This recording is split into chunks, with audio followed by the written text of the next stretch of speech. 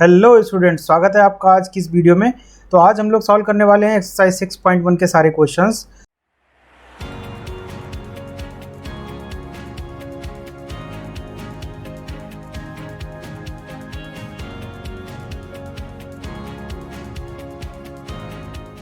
तो देखते हैं क्या है क्वेश्चन नंबर 1। आपको क्वेश्चन नंबर 1 में क्या करना है, fill in the blank type का क्वेश्चन है। तो देखते हैं पहला पार्ट क्या कहता है। पहले पार्ट में आपसे क्या बोला गया है, ऑल सर्कल्स आर कॉन्ग्रुएंट और सिमिलर। तो आप सर्कल बना के देखिए। जब आप सर्कल बनाएंगे तो आप मान लेते हैं एक सर्कल हमने ये बनाया और एक सर्कल मैंने इससे बड़ा बनाया।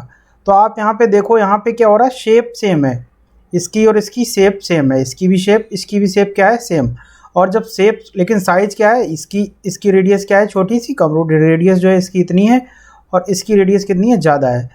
तो इस केस में हमारे पास क्या हो रहा है कि शेप तो एक जैसी है बट साइज़ क्या क्या है, अलग अलग हैं। तो जब शेप सेम होती है तब हमारी कैसी शेप्स होती हैं, सिमिलर शेप। तो इसका आंसर क्या हो जाएगा, सिमिलर। इसी तरीके से अगर हम देखें, ऑल स्क्वायर्स आर सिमिलर और कॉन्ग्रुएंट। तो अगर आप स्क्वायर बनाएं, स्क्वायर में क्या होता है, सारी की सारी साइड्स क्या होती है, इक्वल होती है। मतलब ये सारी की सारी साइड्स इक्वल हो गई। और ऐसे ही एक और स्क्वायर बनाऊं तो उसमें क्या होगा, ये वाली साइड, ये वाली साइड, ये वाली साइड, ये वाली साइड सारी क्या होंगी, इक्वल होंगी। बट हम ये नहीं कह सकते, जैसे सपोज कर लो ये 3 सेंटीमीटर है और ये हमारी क्या हो गई 4 सेंटीमीटर। तो ऐसे ही ये सारी 4 4 4 हो जाएंगी, ये 4 हो जाएंगी। और यहाँ ये 3 सेंटीमीटर है तो ये 3 और ये 3। बट आप देखो तो शेप क्या है, शेप तो सेम ही है, ये भी स्क्वायर है और ये भी स्क्वायर है, बट साइज़ क्या हो जा रहा है, अलग हो जा रहा है। तो इस केस में भी हमारा कौन सा केस हो गया, सिमिलर का केस हो गया।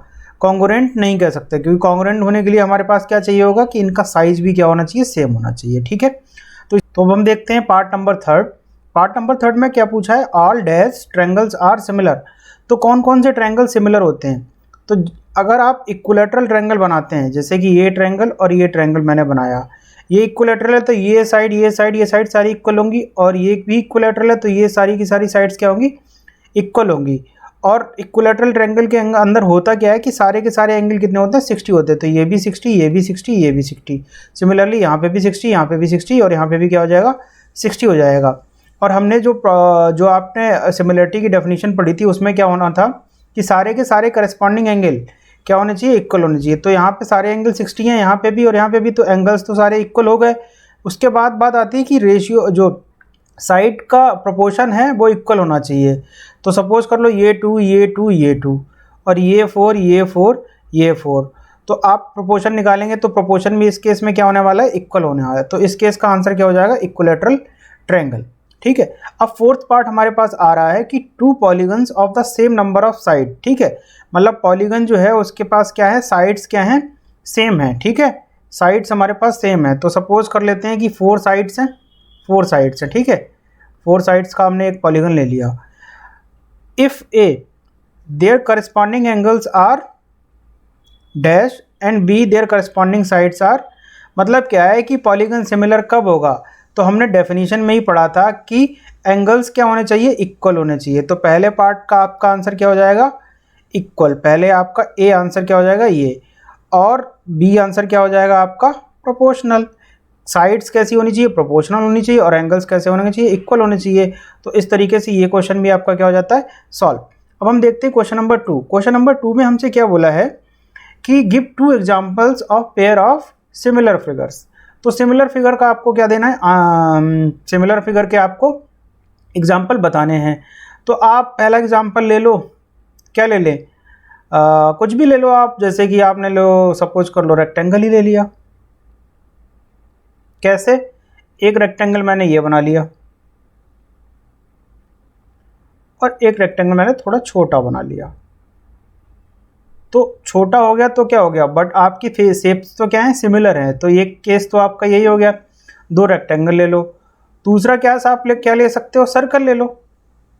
एक ये सर्कल ले लिया, एक ये सर्कल ले लिया। तो दूसरा केस हो गया आपका सर्कल। अगर मैं नॉन सिमिलर फिगर की बात करूं तो नॉन सिमिलर में क्या होना चाहिए, सिमिलर नहीं है तो शेप क्या होंगी, डिफरेंट होंगी। तो आप इस केस में पहला ऑप्शन क्या ले लो, एक तो आप स्क्वायर ले लो, ठीक है, और दूसरा आप रोम्बस ले लो। 2 शेप हो गई भाई। ठीक है।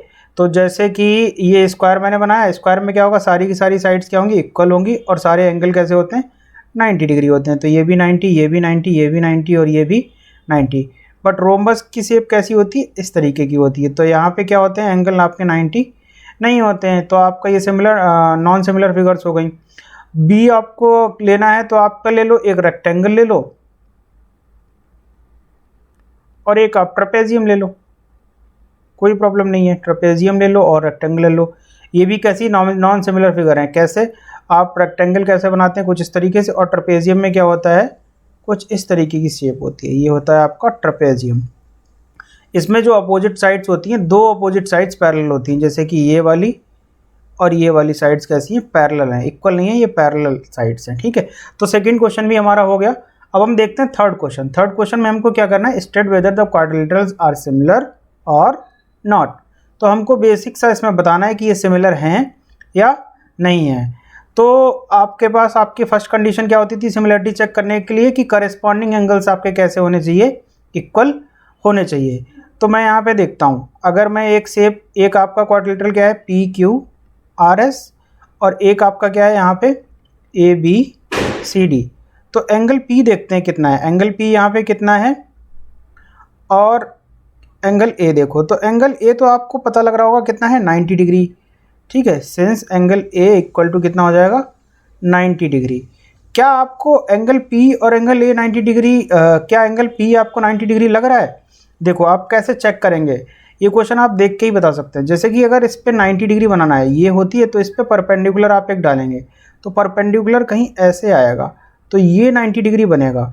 तो इतना एंगल ये जो है, ये तो आपका 90 से कम है। It means angle P is not equal to angle A. तो यहाँ से आप बता देंगे since corresponding angles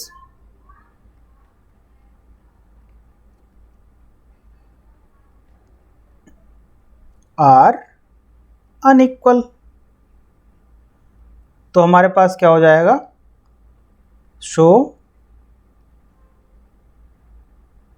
they are not similar. बस इतना सा काम है आपका। आपको एंगल ही से वो नहीं मिले, एंगल ही आपको इक्वल नहीं मिले, तो आप सेकंड पार्ट चेक ही नहीं करेंगे। आपका यही क्या हो गया? आंसर। तो गाइज आज की वीडियो में बस इतना ही। मिलते हैं नेक्स्ट वीडियो में। तब तक के लिए thank you so much for watching this video.